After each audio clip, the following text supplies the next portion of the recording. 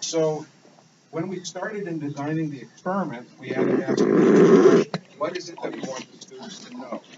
And for this purpose, what we did is we asked an industrial advisory board, what skills do you want from our graduates? And working with the industrial advisory board, we came up with a list of skills, which we called core competencies, such as a student should be able to identify a machine component and know its name, know proper nomenclature. A student should be able to measure parameters, like for instance, know how to measure force or speed or strain. A student should be able to go to a catalog and select an appropriate component. A student should be able to distinguish between normal and used components. A student should be able to recognize proper and abnormal behavior of mechanical systems and components, reverse engineer systems, develop engineering intuition, and communicate effectively in justifying design choices. So we then took this list and said, how are we going to create experiments in which the students would hone their skills in building confidence in those core competencies? And that really led to the genesis of the experiments, which we're going to talk about, and I'll quickly show you.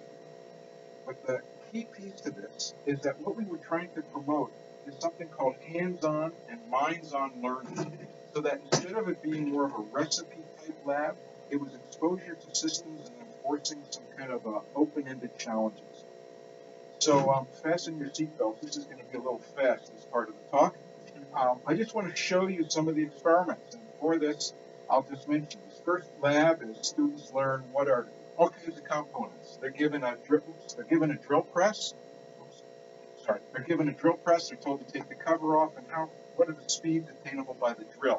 In order to do this, they have to obviously look at the pulleys, but they have to also be able to measure the speed of the motor.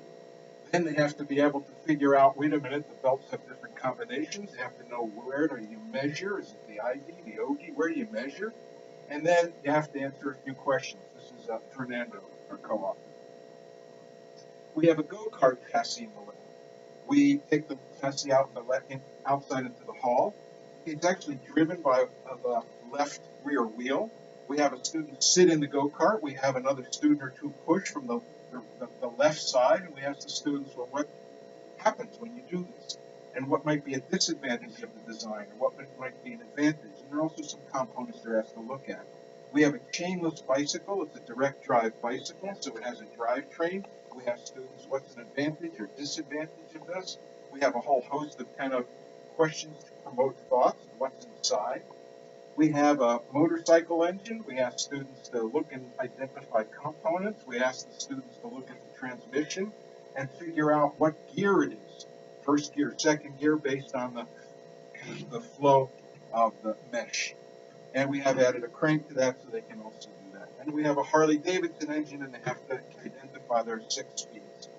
In the second lab, we are focusing on stress measurements and stress concentrations. And for this, we have some specialized hardware which we have built, so to kind of ask students to just acclimate to the idea of normal and bending stress and torsional stress.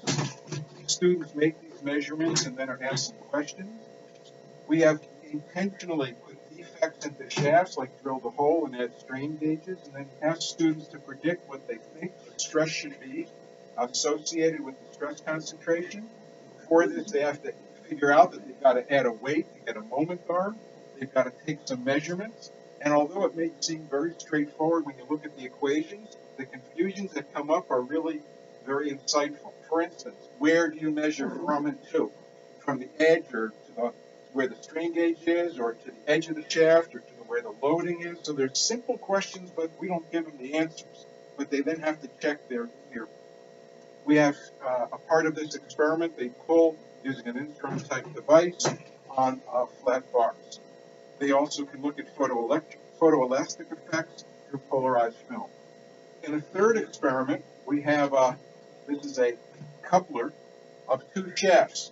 So we provide the students this, they take them apart. We also have ground rod with 1,000th of an inch difference among the diameters, and they then have to seat these and just ask questions about how tight they are by looking at a fits and tolerance table.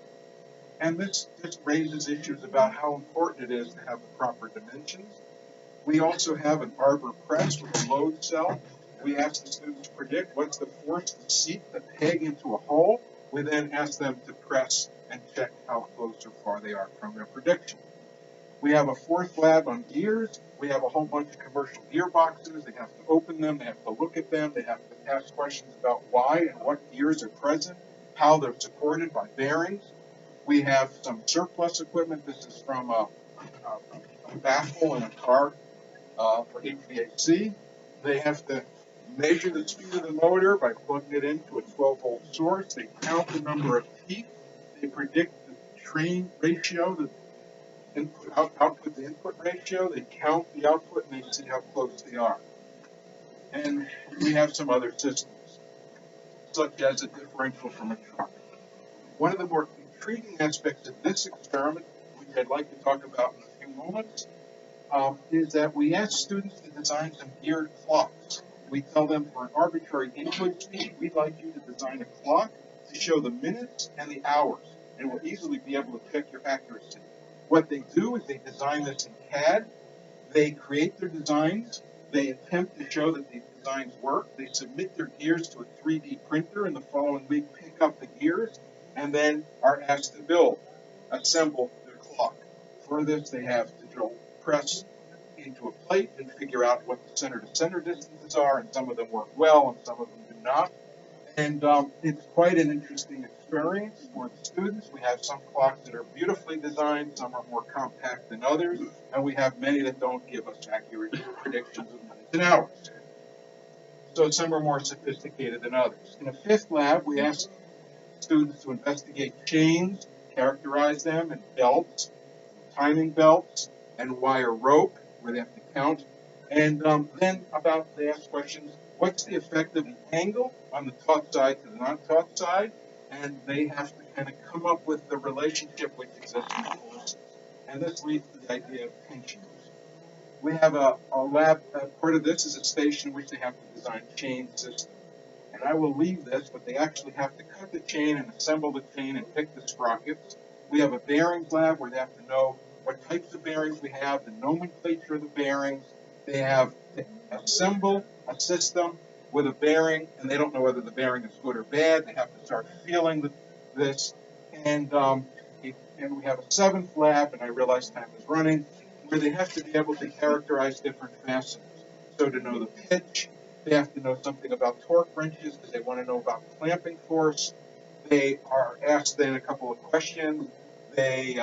I'll leave this, but just so you know, what they're trying to do is predict what the clamping force is as a function of the torque and the angle. We actually get a box of fasteners from a hardware store. We ask the students to check what the prediction is from the machine handbook, what torque this should carry. We ask them to then set the torque wrench to the maximum that screw bolt should be able to carry, and they all fail. So there's lots of lessons.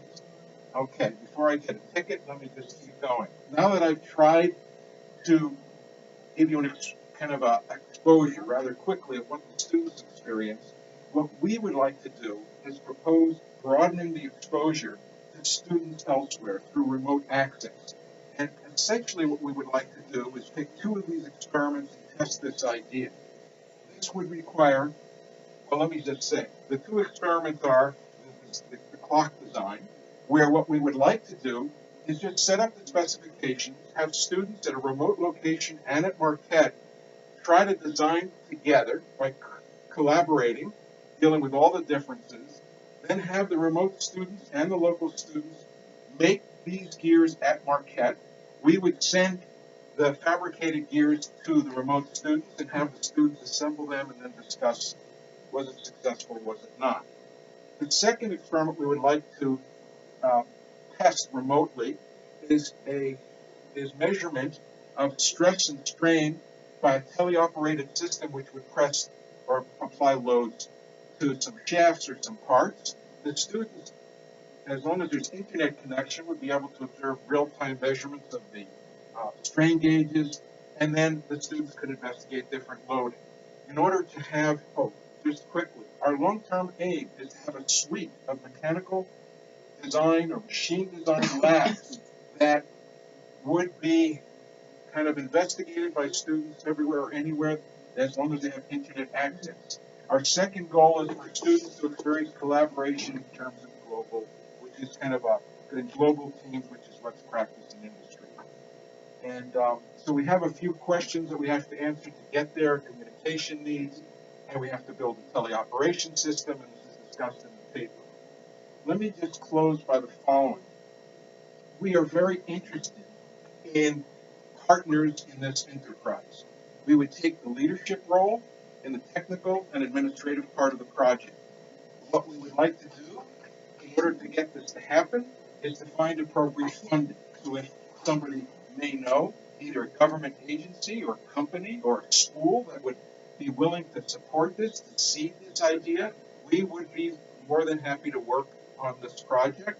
We would write proposals, and we would basically be taking ownership of this to test the idea. We would like to start with a small-scale study and then broaden.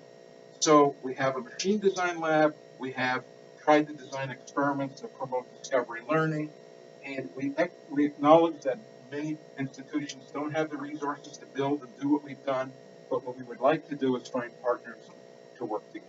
So let me end here, and I'm sorry. I don't know if there's time, and if there isn't, we can speak afterwards. ¿Hay alguna pregunta?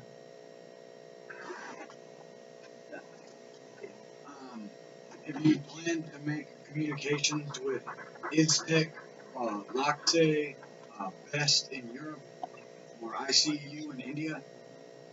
We are looking for partners. Wonderful. Those are all good ones to look at. Okay. May I ask a question? So what you're saying is like you're looking for like maybe universities in Colombia Correct. that may not have this machinery, and just through an internet connection they can participate. Correct.